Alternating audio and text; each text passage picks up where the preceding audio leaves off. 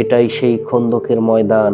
এখানেই ঘটে গিয়েছিল সেই ঐতিহাসিক যুদ্ধ, যেখানে মাত্র ৩,০০০ মুসলিম মিলে ১০,০০০-এরও বেশি শত্রু বাহিনীর মোকাবেলা করেছিল। এখানেই রাসূল সাল্লাল্লাহু আলাইহি ওয়াসাল্লামের নির্দেশে খনন করা হয়েছিল সেই বিখ্যাত খন্দক, যা বদলে দিয়েছিল ইসলামের ইতিহাস। হে প্রিয় দর্শক, সেই খন্দকের যুদ্ধের কথাই বলছি। আজকের এই ভিডিওতে আপনাদেরকে সেই খন্দকের যুদ্ধ সম্পর্কে কিছু ইতিহাস আপনাদের সামনে তুলে ধরব এই ভিডিওর মাধ্যমে। তাই ভিডিওটি না টেনে সম্পূর্ণ ভিডিওর সাথেই থাকুন।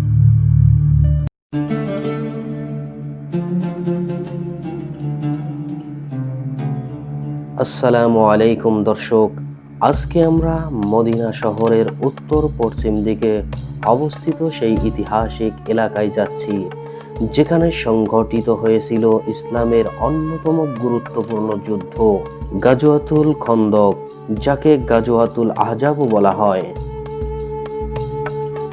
হিজরতের ৫ম বছর পর কুরাইশ, গাতফান এবং আরো কয়েকটি গোত্র মিলে প্রায় ১০,০০০ সৈন্য নিয়ে মদিনা আক্রমণের পরিকল্পনা করেন। আর সেই সময় মুসলিমরা ছিল মাত্র ৩,০০০-এর মতো। এমন কঠিন পরিস্থিতিতে হযরত সালমান ফার্সি রাদিয়াল্লাহু তাআলা আনহু পারস্য কৌশল অনুযায়ী শহরের খোলা দিক জুড়ে একটি বিশাল খন্দক খননের পরামর্শ দেন। রাসূল সাল্লাল্লাহু আলাইহি ওয়াসাল্লাম এই পরামর্শ গ্রহণ করেন।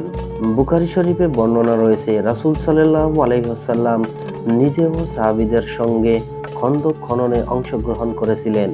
তিনি নিজ হাতে মাটি বহন করেছিলেন এবং সাহাবীদেরকে উৎসাহ দিয়েছিলেন।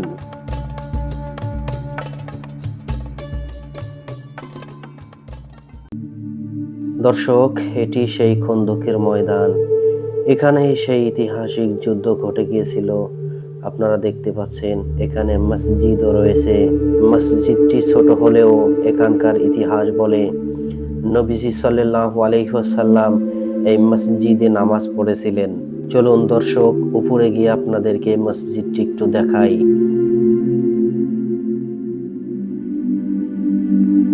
এই যে দর্শক দেখতে পাচ্ছেন, এটি সেই ছোট মসজিদ। এখানেই সেই সময় রাসূল সাল্লাল্লাহু আলাইহি ওয়াসাল্লাম এই মসজিদে নামাজ পড়েছিলেন। এটি সেই খন্দকের ময়দানের সেই পাহাড়ের উপরে ছোট মসজিদ দেখতে পাচ্ছেন আপনারা।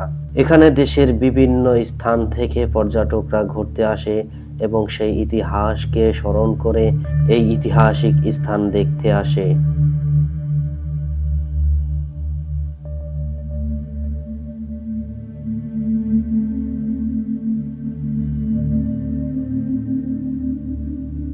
দর্শক, পাহাড়ের উপর থেকে শহরটি একটু আপনাদেরকে দেখাচ্ছি। দেখুন, প্রায় ১৫০০ বছর আগে এই এলাকায় ছিল যুদ্ধক্ষেত্র।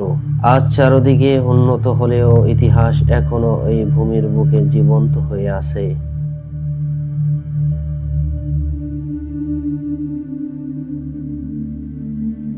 হাদিসে বর্ণনা রয়েছে, খন্দক খননের সময় একটি বিশাল শক্ত পাথর সামনে আসে। তখন সাহাবীরা রাসূল সাল্লাল্লাহু আলাইহি ওয়াসাল্লামকে খবর দিলে তিনি কোদাল নিয়ে আঘাত করতে আসেন। নবীজি সাল্লাল্লাহু আলাইহি ওয়াসাল্লাম যখন কোদাল দিয়ে সেই পাথরের গায়ে আঘাত করেন, বলা হয়েছে প্রতিটি আঘাতে আঘাতে সেই পাথরের গায়ে থেকে আগুন বের হয়েছিল এবং তিনি আল্লাহর পক্ষ থেকে ভবিষ্যতে পারস্য, রোম ও ইয়ামিন বিজয়ের সুসংবাদ দেন। পরে ইসলামের ইতিহাসে এই ভবিষ্যৎবাণী বাস্তব হয়ে যায়, যা সেই বাস্তব ঘটনাগুলো এখনো হাদিসে বর্ণনা রয়েছে, আর সেটি বিশ্বজুড়ে এখনো ইতিহাস হয়ে রয়ে গেছে। আজ হয়তো সেই খন্দক আগের মতো দেখা যায় না, কারণ সময়ের সঙ্গে সঙ্গে ভূমির অনেক পরিবর্তন হয়ে গেছে। তবে ঐতিহাসিকভাবে এই এলাকাকে খন্দকের যুদ্ধ স্থান হিসেবে চিহ্নিত করা হয়েছে। এই খন্দকের যুদ্ধের কথা আল্লাহ তাআলা কোরআনে বর্ণনা করেছেন।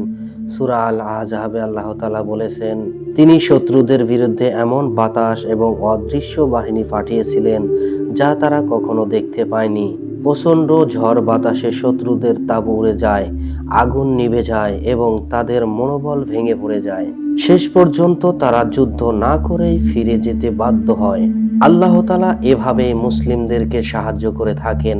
শুধু খন্দকের যুদ্ধেই নয়, আল্লাহ তাআলা এমন অনেক যুদ্ধে ফেরেশতা দিয়ে মুসলিমদেরকে সাহায্য করেছিলেন, যা আজও ইতিহাস হয়ে রয়ে গেছে।